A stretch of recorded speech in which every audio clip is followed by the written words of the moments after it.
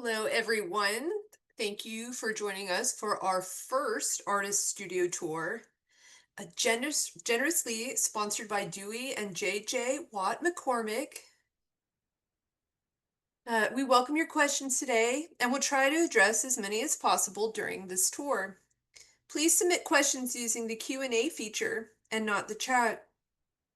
Today, we will be joined by Pando Speer and Dain Daller. Pando and Dain are the Warp Zone. They live and work in their completely handmade off-grid Earthship home and studio in northern New Mexico. The weaving of Pando and Dain incorporates ikat dye techniques, paired with a variety of multi-harness loom-controlled patterns. This overlaying of multiple design elements creates the unique complexity and richness found in warp zone textiles. They began to experiment with ikat by the time they were dressing their looms for the third or fourth time. The work of the Warp Zone has been shown both nationally and internationally, including the World Ikat Textile Symposium in 2016 in New Delhi, India, and 2017 in Khon Kaen, Thailand. Now, without further ado, welcome Pando and Dain. Hi, Hello. I'm Pando and this is Dain, and welcome to our home and studio in Abiquiu, New Mexico. It's a bit windy today, so we're not going to hang out here too long, but Vanessa will show you the exterior of our house and basically the magical wonderland we're lucky enough to live in. Here you'll see our ping pong table, which doubles as a drying table for our finished work.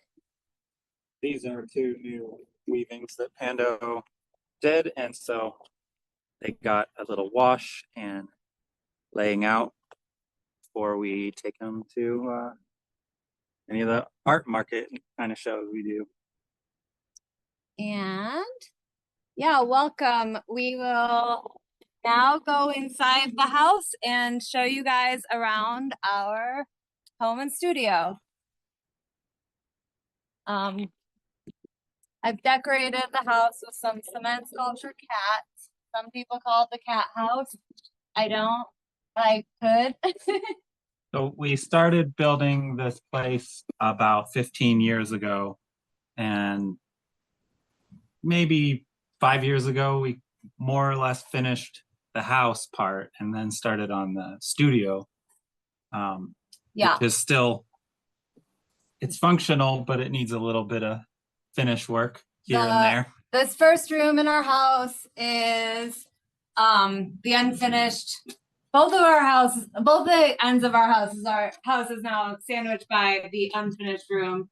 We do a lot of our dyeing in this room on this little portable dye sink and dye stove. And yeah, you can see the tire walls, which our house is made out of. We have a pretty standard Earthship, which is a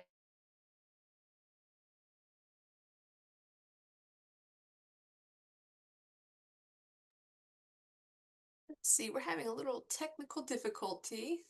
The internet froze for a second. Pando, can you guys hear me? Let's see. Oh. All right, stand by. What's going on?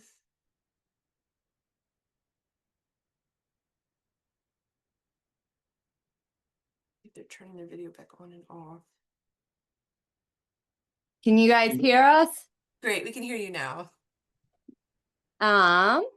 Where's the video back on? Yep, I'm switching the camera view. There you go. Sorry about that. Our house is I don't know. Well, A standard Earthship. So that's a architectural designs and techniques that were invented by some guy in Taos, New Mexico. And they're using a lot of recycled materials, but the main thing is that in the winter you don't have to heat it, and then in the summer you don't have to cool it. They're buried in the ground somewhat, so they maintain a comfortable temperature all year. And we get our heat in the winter from our greenhouses, which are the entire front side of our house is all glass, and all the water we use comes from the rain, and our plants are watered automatically with the use of the showers and the sinks in our house. So all of our dyeing is done with rainwater, but if it's chemical dyes with synthetic dyes, we don't put that into the planters because we don't want to hurt the plants. So yeah, this is our greenhouse. Everything that has survived has done so on its own. We are not avid gardeners. And then this is the first room we completed. The only room we've never had a loom inside of, actually. But it was the only room we had at one point for the first 6 months of living in the house. We lived in a tiny shack that we built before that for 6 months. Oh, can you, Pando and Dain, could you tell us about your mosaic here? It's absolutely gorgeous. Thanks. The mosaic was created by my friend who is an artist, and she did these sections with found objects. And then I finished the mosaic by filling it in and putting the snake here. We sort of worship snakes. They are water bringers to the desert traditionally. And so, yeah, that's my snake mosaic me and Amina built or created. And then here is a very dusty crystal case where we put all of the crystals that we find, and sometimes we buy them from rock shows that are in and around New Mexico and Arizona. And yeah, we have a fig tree here that actually gives us fruit now after having it for about 10 years. So that's exciting. Great. And now this was the first room we had a loom in. When we first learned to weave, we had a little loom in the back of the kitchen, and soon after that, we realized we needed another loom. So we had another loom in the attic. And then soon after that, we realized we needed another larger loom. So we weren't taking turns on the big loom. Yeah. So the house is all, we designed the house in 2010 right before we started building it. We spent a couple months drawing out plans, and the house is 100% as the plans were written out, except we learned to weave 3 years into building the house, and the addition of the studio was not in the original plans. As you can see, we like to decorate a lot.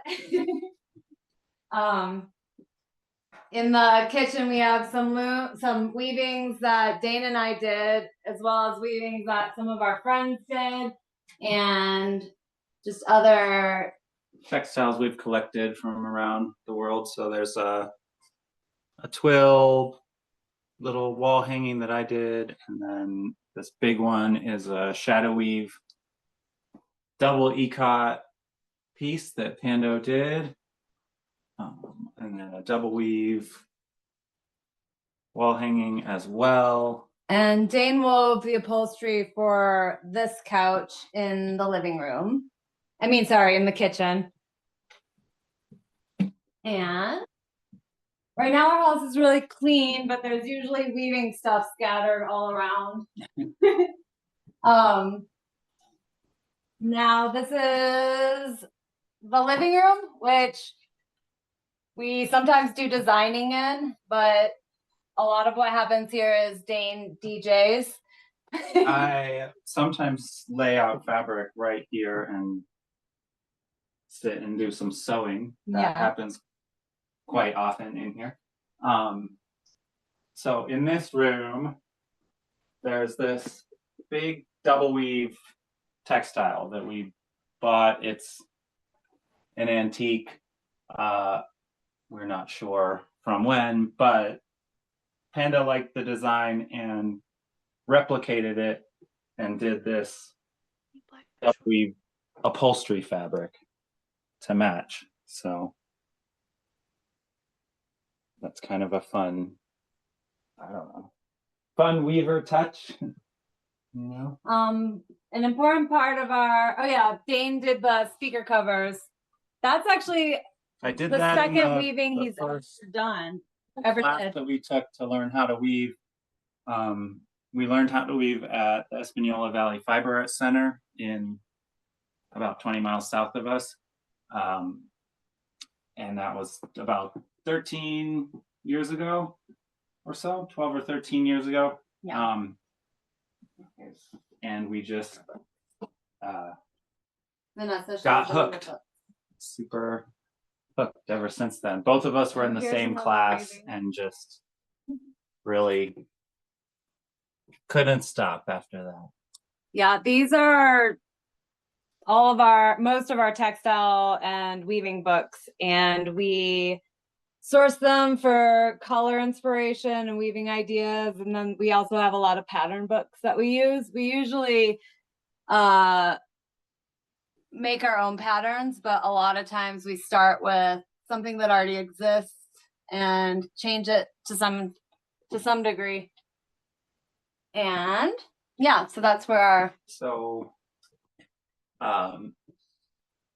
in the studio we plan to have a nice dye area with a sink and everything, but we're still working on that. So currently we dye our yarn in the bathroom. On the door you can see a textile that our lovely camera person did. Yeah, we are lucky enough to live in a world where everyone we know is, not everyone we know, a lot of people we know are fiber artists, and our camera person is a tapestry weaver, and they weave scarves and shawls also. Yeah. So yeah, this is our bathroom. One day, really soon, by the end of next year, for sure, we will not be using this as our dye kitchen, but we do right now. Yeah. So every room in the house has been used for weaving one way or another. Oh, I wove these curtains out of some linen. Right when we got the bathroom in working order, they're double weave linen. I just wanted them to be a little thicker, so it's double weave mesh.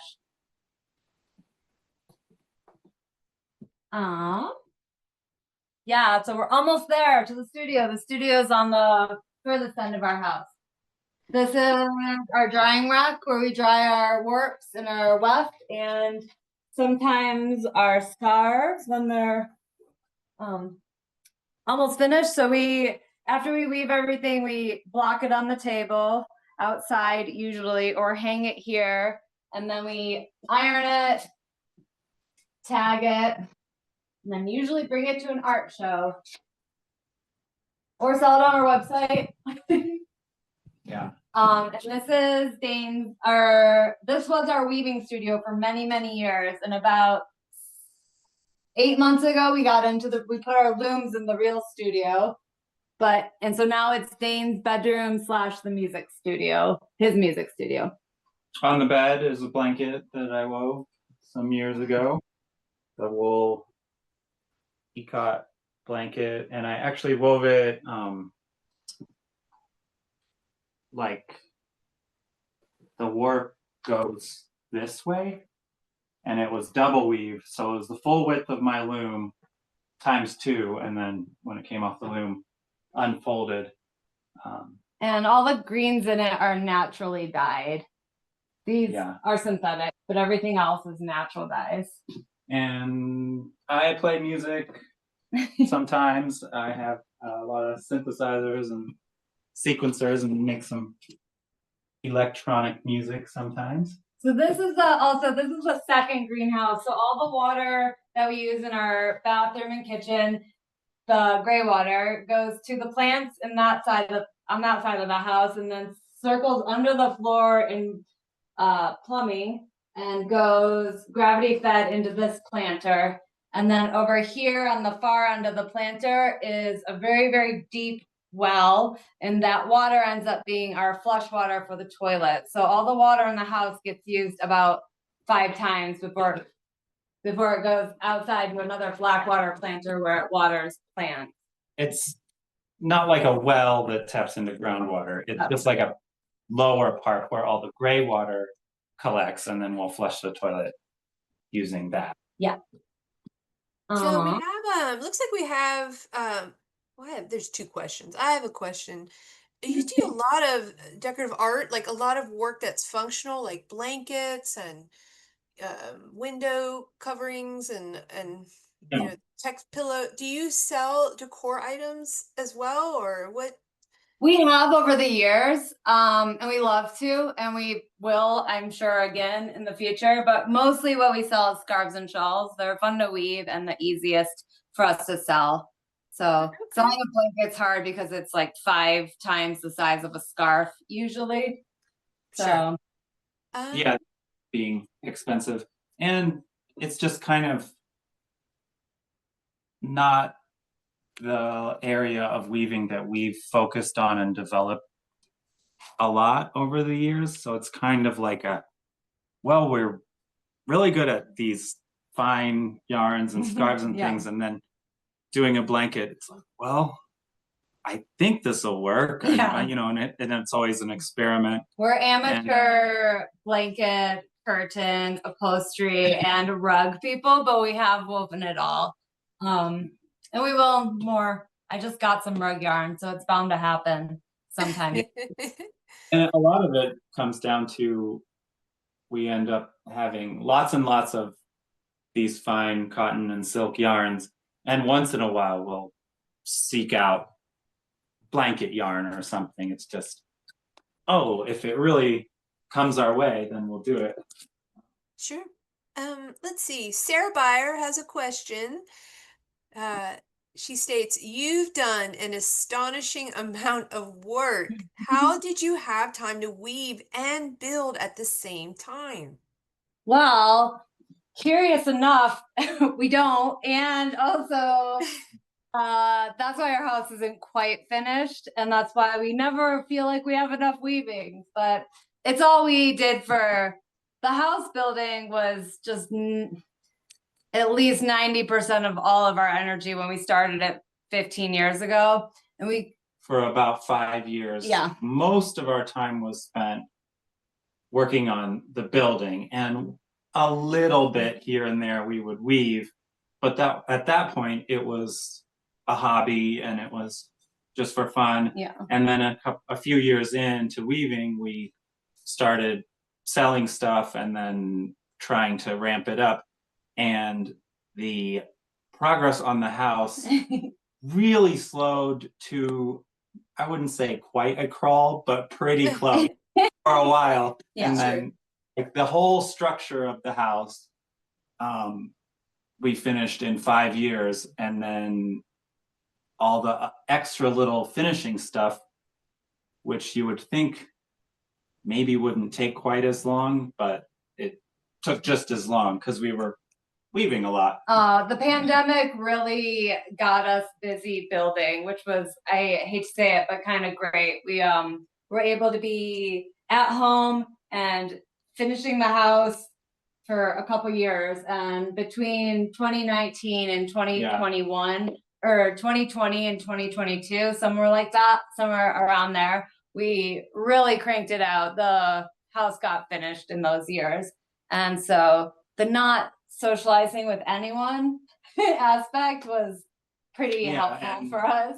And we were getting funding from the government, Yeah. and so we didn't have to work really, and there wasn't really anything else to do. Yeah. So we really used that opportunity to to finish things. So now, finally, here's the studio. this Oh, is one more question just Yeah. as you move, and I will not interrupt you. Unfortunately, the camera only captures, so you know, she's doing a great job, but they want to know about the ceilings in the rooms as well, because we get glimpses, and it's intriguing in all these a couple of the rooms we've gone in. So, Well, Dane's room has all the ceilings are different, and they're really fun canvas that we get to work with. This one it's not 100% finished. This room's not 100% finished. A good old 90%. The ceiling is routered wood that got painted after, and the ceiling in the living room is the same, routered and painted. And the kitchen ceiling is, we should go back to these ceilings real quick. thank you guys, we appreciate it because they are. It's just Yeah, experience. it's a great question and a good point. They are pretty intricate, and one of my favorite parts of all the rooms is the ceilings. So we made a little stencil to draw a pencil line for the pattern, and then used a router to router out the grooves, giving us shapes to paint within. And I just did that freehand, so they're a little warbly, but since I had the pencil lines to go off, the overall pattern never got too askew, Yeah, and so this ceiling, we have tin tiles in the center, which were inspired by a lot of the buildings we lived in and went to in Chicago, which is where we moved here from. And then we did the insane work of putting these triangle pyramid designs in on the edges, which was worth it, but it was not an easy feat. It was Oh wow. longest processes of the finish work in the house. Yeah. Lots of finding the angle and checking it, and then going back down and trimming the board. And while we're here, I should mention the floors are adobe. So just mud and straw that gets sealed with linseed oil and then a polyurethane finish. And so are the walls. So here is our wall. You can see that this wall is a tire underneath. The whole structure is rammed earth inside of the tires, and that absorbs the heat from the sun all winter long because of the angle of our house. And the sun's starting to blast into the room. You can see that it's a third of the way in right now. By dead of winter, it will be touching the back of the wall. And so our house remains about 70 degrees all year. In the summer, the sun is completely over us and no sun comes into the house. And we keep the doors between the greenhouse and the house closed, and it's like air conditioning, but what it is just the temperature of the earth. And that and the water system are the most special parts about Earthships, and they're an extremely labor intensive way to build your house, but it's worth it in the long run. Yeah, so the ceilings are very insulated, but Yeah. the walls themselves are not insulative. They're thermal mass, which acts kind of like a battery for temperature. Like day to day, it doesn't really change temperature. It's like a year-long process because all of that mass, in the winter you can leave the doors wide open and the walls might cool off a tiny bit for like the outside inch, but then once you close the doors,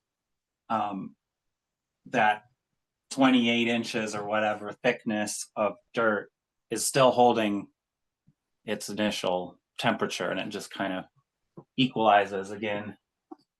Okay, so now we will go into the studio.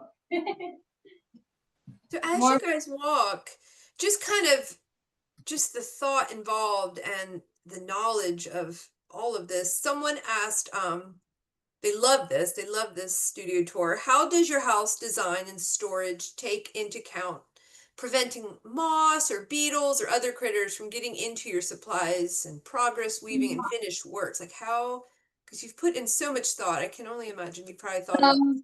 We Wow. don't use too much wool, but we have Oh, and I'm sorry, the question is from Desi Clark. the wool is stored in our attic, which isn't climate controlled. So in the winter it freezes every night, and in the summer it's really, really hot. So our wool stays protected just by basically being in the natural temperatures of New Mexico. Yeah, it seems like the moths want a little more temperate climate than that. Also, most of the wool is in cupboards or bins, and then we have a lot of cotton and silk that we just keep on shelves up there, and it's seems to stay pretty all right. Yeah. Beetles and such, they come in our house. They don't seem to bother anything.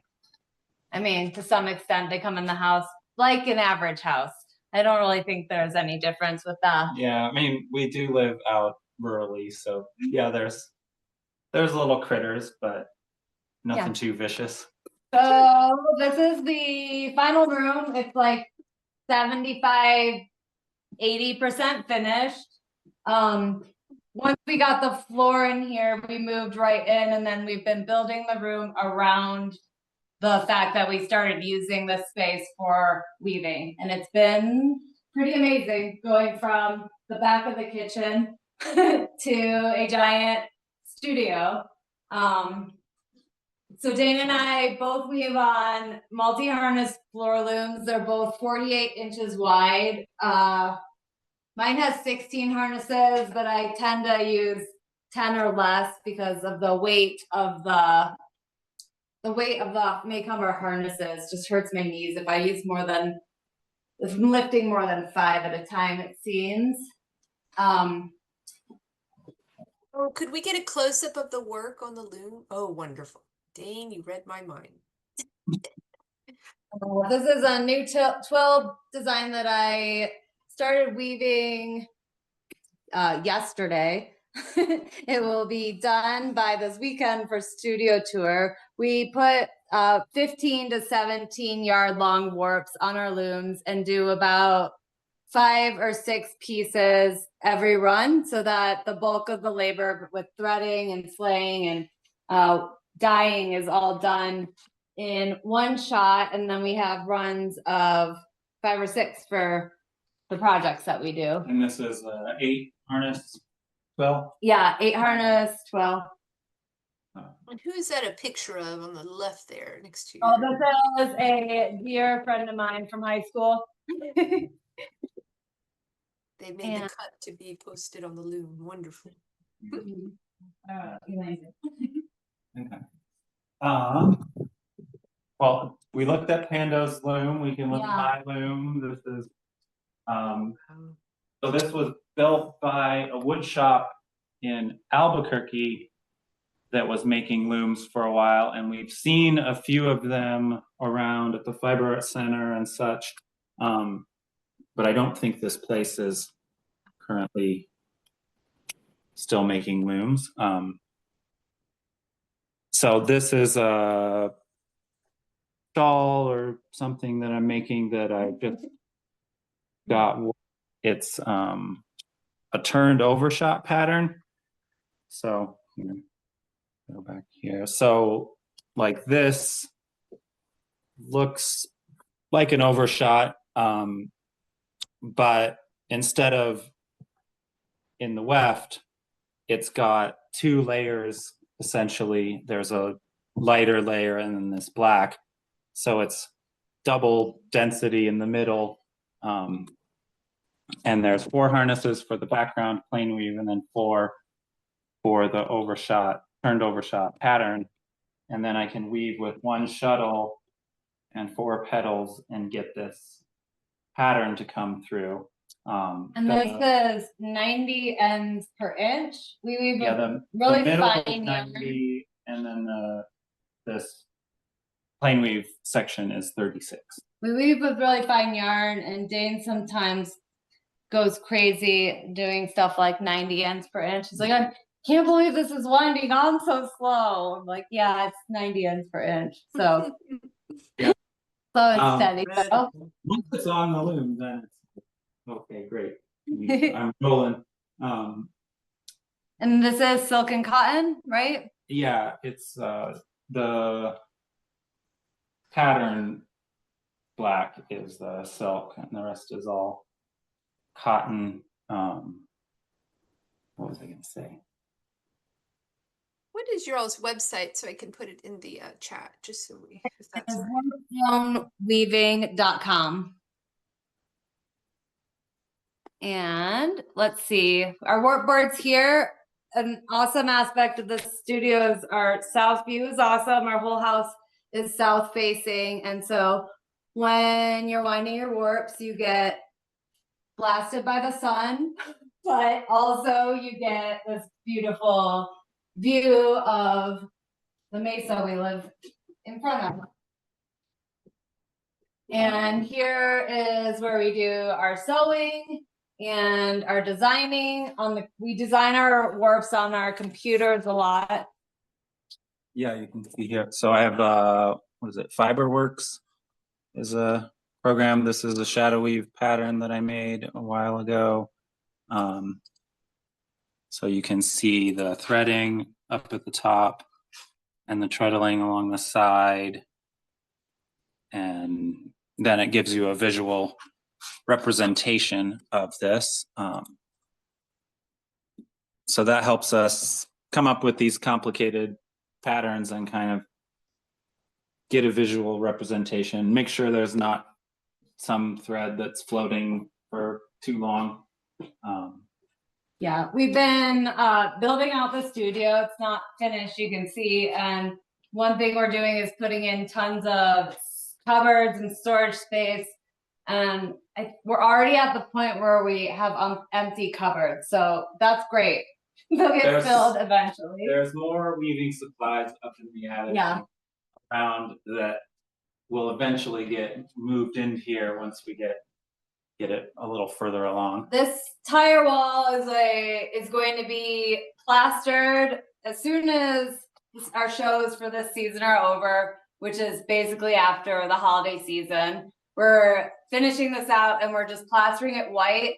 We are going to have no decorations on this wall because it will be a place where we can take photographs, because we don't actually have a plain wall in our house. Yeah, it's like excruciating to be like, oh, but really, it's just gonna be plain. It's so counterintuitive to us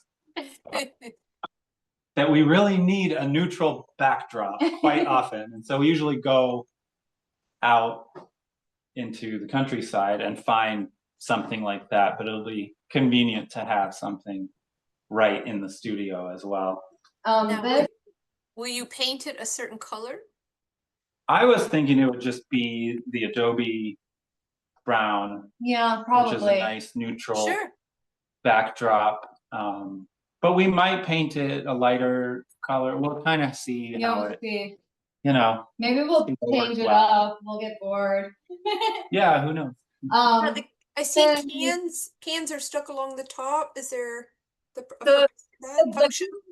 The cans function as a quick way to build a wall that is not straight. So inside of the cans is our bond beam, which is the 12 by 12 inch beam that our house, like our roof and the roof is all on top of. So the top of the tire wall is kind of lumpy, and you need to do this solid concrete bond beam.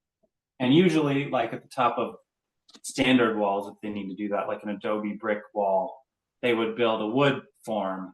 But since it's so warbly, that would be more trouble than it's worth. So the cans, there's two can walls about 10 inches apart, and then there's rebar in there, and then we pour solid concrete and put anchor bolts in that, and then that gives you something really strong that ties the wall together, and then something to bolt wood onto to then build whatever roof structure you're gonna do. Yeah, when they were trying to get Earthships permitted to be up to code and legal, Michael Reynolds, the guy who designed them, built the walls with the bomb beam on top of them, and then to prove its stability, he parked a full cement truck on top of this.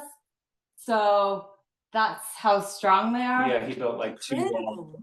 demo, like drive this truck on here. Each tire has about 400 pounds of dirt rammed into it, so it's just so solid and so strong. Fun fact, this old Singer sewing machine that we still use belonged to my great grandmother.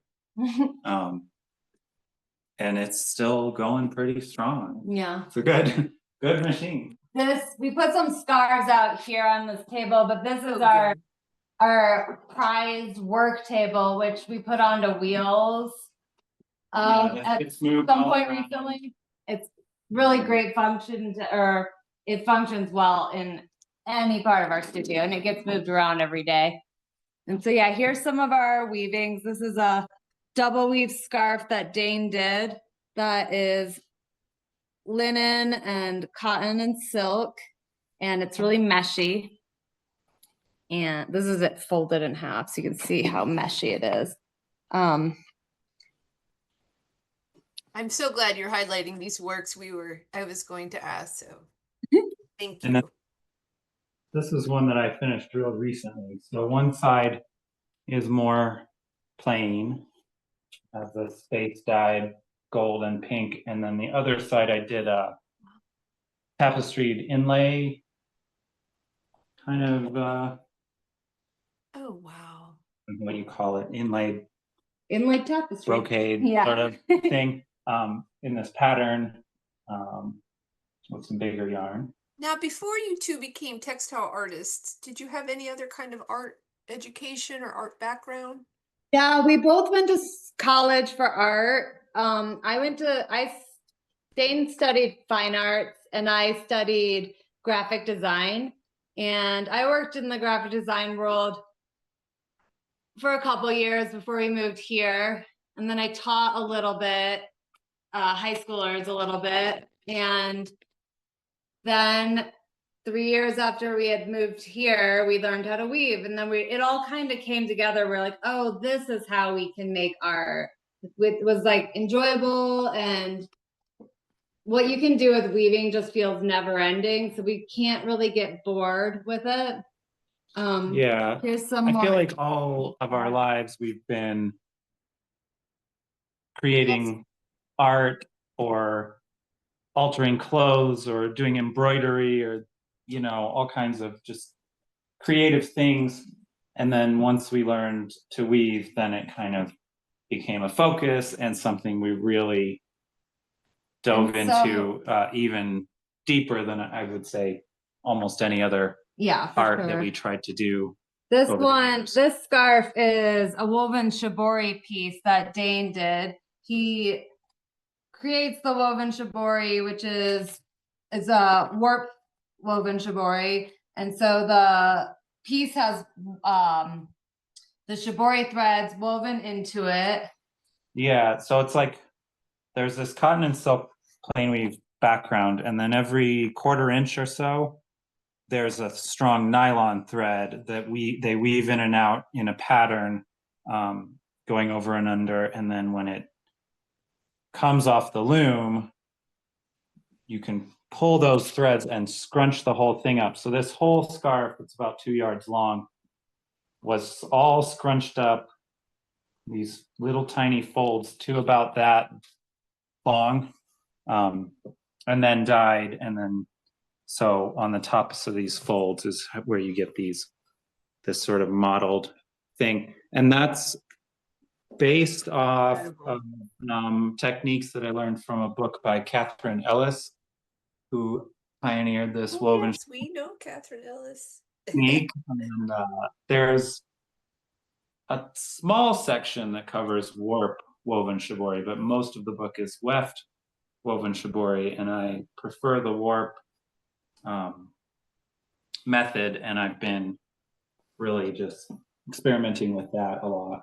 And so then after we learned to weave, I think it was just the third or fourth warp that I think the fourth warp I ever made, I started experimenting with ikat. I got a book out of the Fiber Arts Center in Espanoola's library about ikat, and then just We should explain what that is. oh, ikat being a resist dyed warp. So you essentially tie off and oh, we can go to our frame. You tie off the warp and this frame in the back. So this is one of the frames we use to tie off the warp. So there's these two rods, and in between them, that's the length of one scarf plus the fringe. And then on this end, this is the loom waist that happens at the back of the loom. So this is where the cross is of the warp chains. So I have. So this is wound around 6 times. So this is 6 scarves all bundled together, and this is going to be the resist. So this won't get dyed. It's tied off with yarn. So And this is just the ikat section. I have this little watercolor sketch that I did. So these gray stretches, that's going to be the ikat of this piece, and then the rest is going to be shibori afterwards. So I have this plastic weaving bobbin that I cut one end off, and that's what I use to wind string on, and then have this that I can wrap the warp with. And so essentially like that, and when I finish it, I'll just tie it off Here, leave this lightly. out. So each one of these is a scarf, and for example, this was on the frame at one point. One of these. Well, there's 6. Each one of these is here. It's like a section of a 6 scarf. Yes. Yeah. So this was on this frame at one point, and I tied off these sections first, dyed it, and then went back with the other colors. Yeah, that's how we do this ikat. And then Dain, so we were the US representatives for the World Ikat Textile Symposium in 2017 and 2016 and 2017 maybe. And there we were able to meet a bunch of ikat artists and see a bunch of ikat techniques live and in action in Thailand and in India.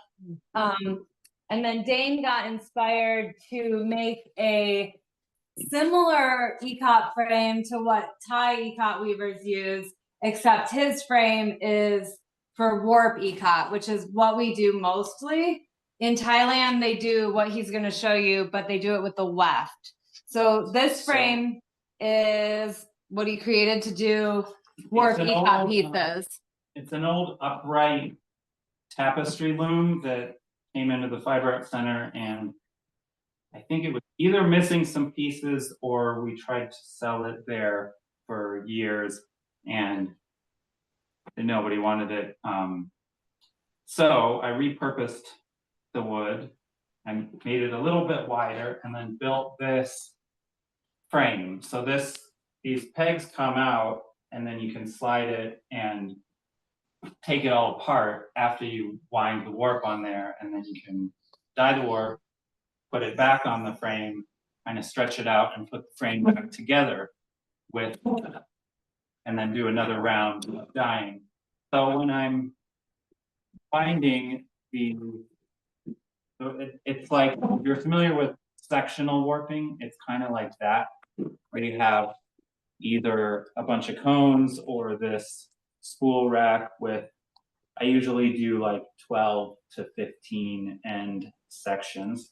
So it all comes out of that spool rack into this tension box. So it goes over and under these pegs to kind of give everything even tension, and then I'll tie it on here onto this frame and just rotate the frame enough times to the last warp I did 7 shawls. So I won't this frame is half a shawl width length. So it'll be going around, I went around 15 times, so I get a little loom waist and then 7 shawls. And this is the last Watch out. piece I did on here. Yeah, so this is a pictorial, this is for pictorial ikat, and this is Dain's most recent piece, which is crabs You can see reaching the red crabs and to Jupiter, maybe? It's a little abstract. And then I haven't used this loom yet, this frame yet. I'm really excited this was to another to use Dain's one that I did frame. a while ago that has some Oh, cat silhouettes and some other random shapes. we love. Fun. So you can see the shapes. Each of these stripes, that's one section. So this is 60 ends per inch. So each section was 15 ends, and then and so for this last one with the crab, I did an experiment of, can I weave the scarf directly off of this frame? And so I had the frame laid out on the floor behind the loom with some weights on it, coming threaded onto the loom, and just wove it directly off of the frame. There's no cross or anything, so there's a little bit of untangling and stuff periodically, but it works pretty well. It's not too bad. And another development that I did, the last project that I never did before, was I would wind one bundle, like spinning it this way, tie that one off, and then do the next one going the other direction. And then when I was tying them, I would tie those two together, like tying the ikat design would be those two together. When it was all finished with all the colors, all the dyeing, then I took every other bundle and unfolded it and kind of flipped them this way, so that when I started weaving, they would all unroll the same direction and be symmetrical, but I got to save half the time on the ikat tying. So that was, I lost maybe a little detail, but it seemed to work great, and there was only a couple of mishaps where it was like, oh wait, this one's going the wrong direction. I gotta unwind it and put it back on there. Anyways, so that's my homemade ikat frame and techniques that I invented. I mean, and I think you guys touched on this earlier, and I know a lot of this is innovative, but did you learn shibori and ikat from books as well, or I know you've had traveled, but also workshops or other weavers? We taught ourselves ikat primarily from books. I did take one class with the artist Polly Barton, and that's where I learned my weft ikat techniques. I didn't know how to do weft ikat before I took Polly's class. So she's an amazing ikat artist who lives in Santa Fe. Yeah, we're featuring her on our Textiles and Tea program within the next. That's great. Yeah, Polly's awesome. Continue. Yeah, we both took that class many years ago, and then the shibori, I took a class. It was funny. So we both learned to weave in 2013, and then in 2014, I took a synthetic dye class that focused on shibori, and Dain took a natural dye class. And I just remember being quite hard up for money back then. It was like, okay, you take the classes and teach me everything from it. But Yeah. we learned a lot of what we know from those classes. From Lynn Wallace, it was my teacher for the synthetic / shibori class, and Dain's teacher was Heather Howard. Heather Howard, who's an amazing textile artist here in northern New Mexico. Lynn has moved to North Carolina, I believe. And of course, we also learned a lot of things from books. We're also pretty creative as far as inventing techniques that just they're our own ideas. We base it off sometimes traditional techniques or things that we see. Going to India and Thailand and Oaxaca and anywhere where there's weaving, we see techniques that they're using, and especially like the Ikat techniques in Asia were very inspirational to us. And even in Japan, stumbled across a silk screened warp Ikat workshop that was a museum. And we didn't even intend to go there. It was just something we came across. And then last year, Pando tried that technique. So she's grabbing one of the scarves. You can. Oh, great. That one, So do you feel your space influence or impacts the your productivity, your work, your design? So since we had the looms in what is my bedroom, and just we were cranking stuff out for sure, but having more space and able to have all the tools we need kind of out more, and at least in the same room, not have to go to the attic and get stuff. And we have multiple projects here and there and at different stages more easily. It's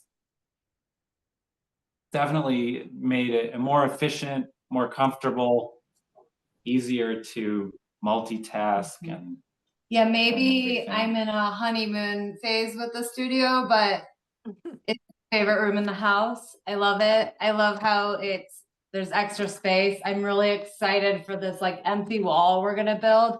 Oh, we didn't talk about the dye aspect. So we're going to be putting a sink in the back of the kitchen and sink in the back of the plumbing's still in the works. But next year we'll have a full dye kitchen in the back of the studio.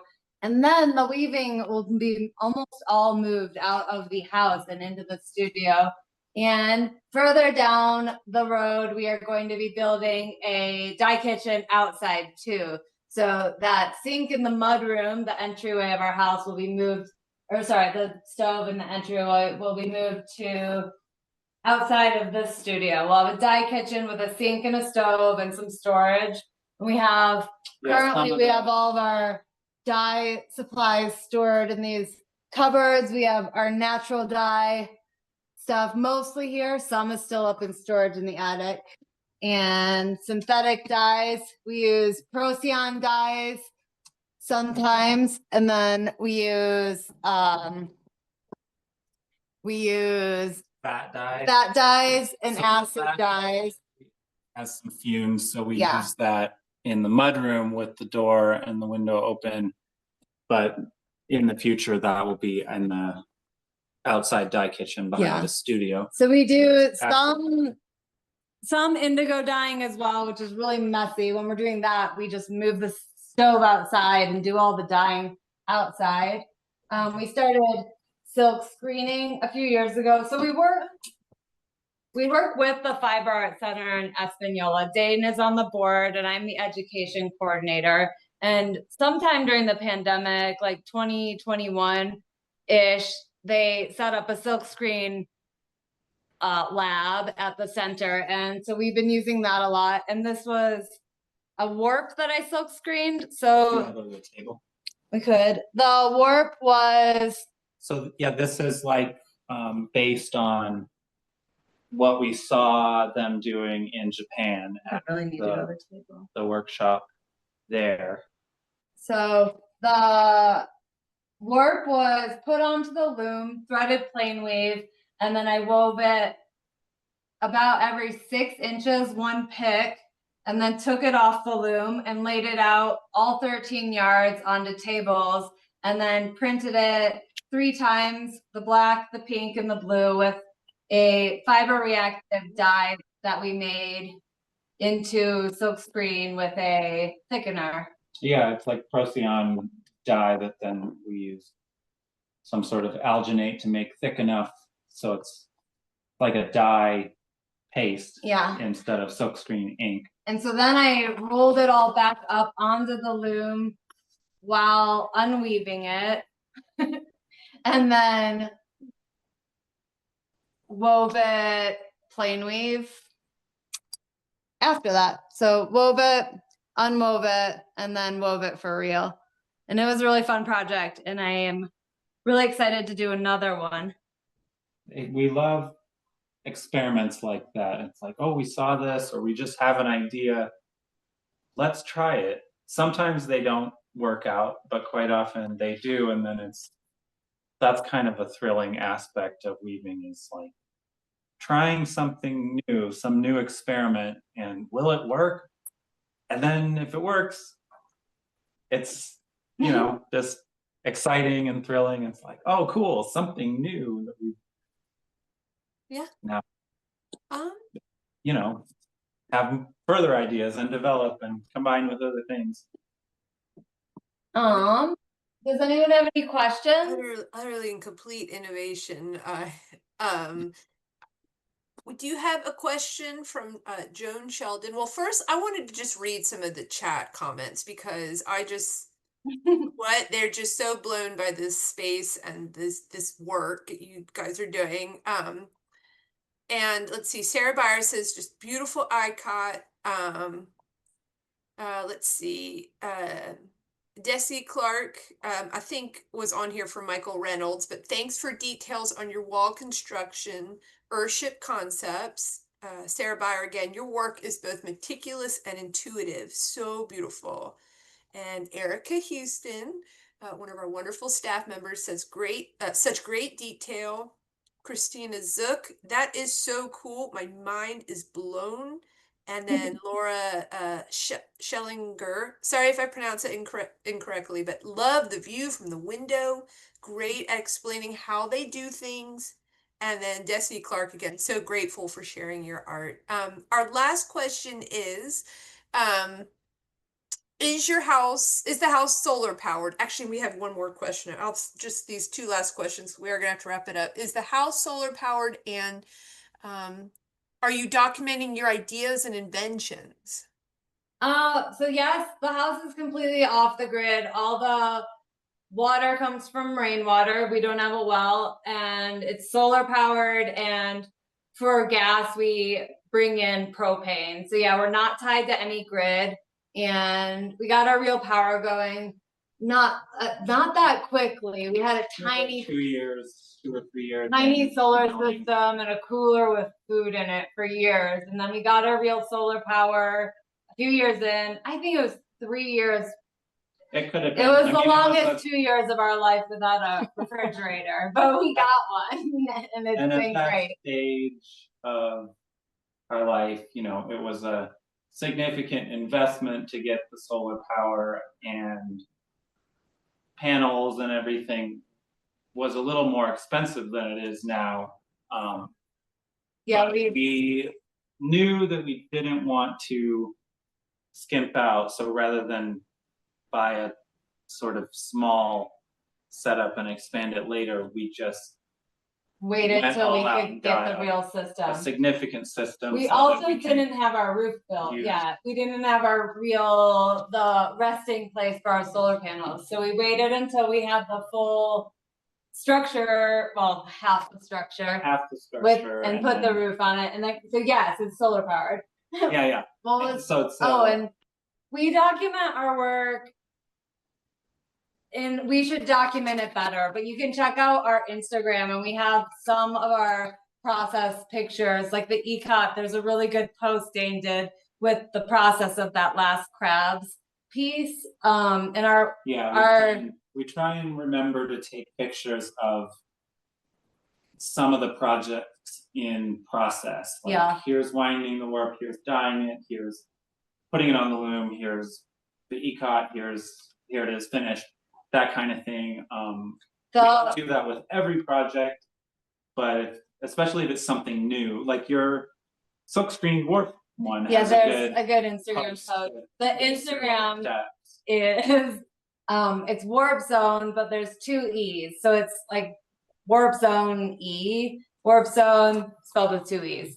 Yeah, and not the warp zone, just warp zone with an extra E at the end. And I do want to add more information about our process to our website, so eventually that'll exist, but there's just a little blurb about the house. I think the pictures in there, you can see our old studio. It's Dain's bedroom when it was the studio for years.